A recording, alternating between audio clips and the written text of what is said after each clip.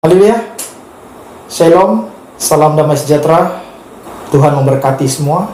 Dalam nama Tuhan Yesus Kristus, saya menyampaikan perkongsian tentang kiblat. Arah berdoa atau beribadah ini diamalkan oleh umat Tuhan Israel pada zaman yang lampau. Kata kiblat dalam terjemahan Alkitab bahasa Indonesia diterjemahkan dari kata Ibrani derek. Mari kita lihat yang pertama, kiblat di Perjanjian Lama. Berdoa dengan mengarah atau berkiblat ke arah Bait Suci di Yerusalem dimulai sejak Raja Daud. Kita melihat dalam kitab Mazmur pasal 5 ayat 8. Saya akan bacakan. Tetapi aku berkat kasih setiamu yang besar, aku akan masuk ke dalam rumahmu, sujud menyembah ke arah baitmu yang kudus dengan takut akan engkau. Yang kedua, ketika bangsa Israel dalam pembuangan, dibuang ke Babel. Tradisi ini juga diteruskan oleh Daniel. Kita baca dalam Daniel pasal 6 ayat 11. Demi didengar Daniel bahwa surat perintah itu telah dibuat, pergilah ia ke rumahnya. Dalam kamar atasnya ada tingkap-tingkap yang terbuka ke arah Yerusalem. 3 kali sehari ia berlutut, berdoa, serta memuji Allahnya, seperti yang biasa dilakukannya. Begitulah contoh kiblat berdoa atau menyembah di dalam Perjanjian Lama. Bagaimana pula kiblat di Perjanjian Baru? Pertama-tama, di Perjanjian Baru tidak ada kiblat lagi. Mari kita baca dalam Yohanes pasal 4. Yohanes pasal 4 ayat 20. Nenek moyang kami menyembah di atas gunung ini, tetapi kamu katakan bahwa Yerusalemlah tempat orang menyembah.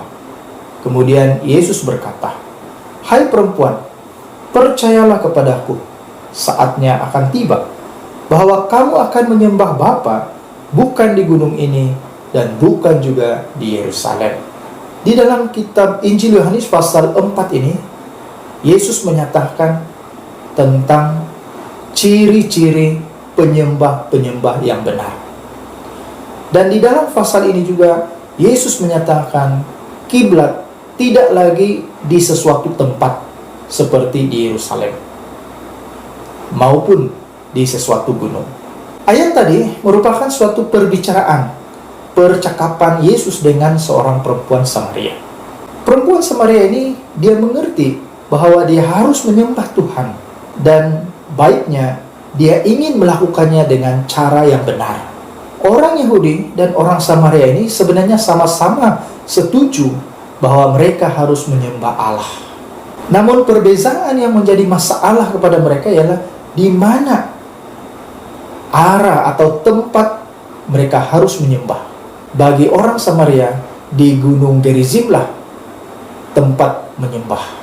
Ada yang berpendapat bahwa tempat inilah di mana Abraham mendirikan mezbahnya. Dan begitu juga dengan Yakub membangun mezbah di tempat itu. Jadi kata perempuan ini, nenek moyang kami menyembah di sini. Jadi perempuan ini berpikir bahwa masa lalu, tradisi dan pewarisan ada pada mereka, dan itu sangat bernilai dan boleh dipercayai. Jadi harus diteruskan, harus diterima. Tetapi bagi orang Yahudi, Yerusalemlah tempat menyembah. Apa jawaban Tuhan Yesus?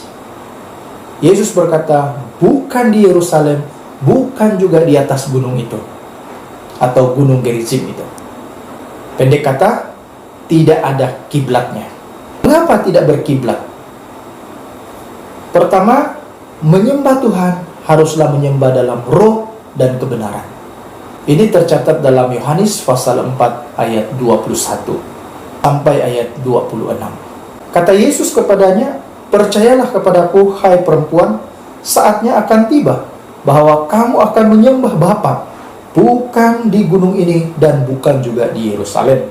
23. Tetapi saatnya akan datang dan sudah tiba sekarang bahwa penyembah-penyembah benar akan menyembah Bapa dalam roh dan kebenaran, sebab Bapa menghendaki penyembah-penyembah demikian. 24. Allah itu roh, dan barang siapa menyembah Dia harus menyembahnya dalam roh dan kebenaran. Yesus mengajar kepada perempuan itu tentang penyembahan yang benar. Terlebih dahulu Yesus berkata, menyembah Allah bukan soal tempat dan arahnya. Kemudian Yesus melanjutkan, menyembah Allah itu harus menyembahnya dalam roh dan kebenaran. Karena Allah itu roh, Dia berada di mana-mana. Dia mengisi ruang tidak terbatas. Allah Maha berada. Yesus membicarakan tentang beribadah terlepas daripada soal arah atau kiblat dan tempatnya. Dan yang kedua, karena Yesus adalah kiblat kita atau arah kita menyembah. Karena Yesus Kristus sendiri merupakan makna pewujudan bait suci. Gereja adalah tubuhnya. Gereja disebut sebagai bait Allah karena didiami oleh Kristus dan oleh Roh Kudus. Melalui rohnya, Kristus diam di dalam gerejanya. Dan Tuhan menuntut agar tubuhnya kudus. Jadi saudara dan saudari, Yesuslah kiblat kita. Mari kita baca dalam kitab Ibrani pasal 12 ayat 2. Marilah kita melakukannya dengan mata yang tertuju kepada Yesus yang memimpin kita dalam iman. Dalam ayat ini mengatakan kita beribadah dengan mata tertuju kepada Yesus. Jadi arah kita dalam ibadah adalah Yesus Kristus. Jadi kita tidak ada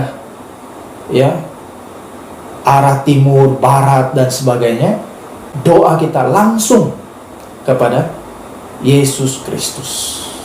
Dalam Alkitab di sini mengatakan, marilah kita melakukannya dengan mata yang tertuju kepada Yesus. Inilah kiblat kita sekarang yang bersifat rohani. Sekian, semoga dapat memberi sedikit pencerahan kepada saudara dan saudari. Tuhan memberkati. Haleluya.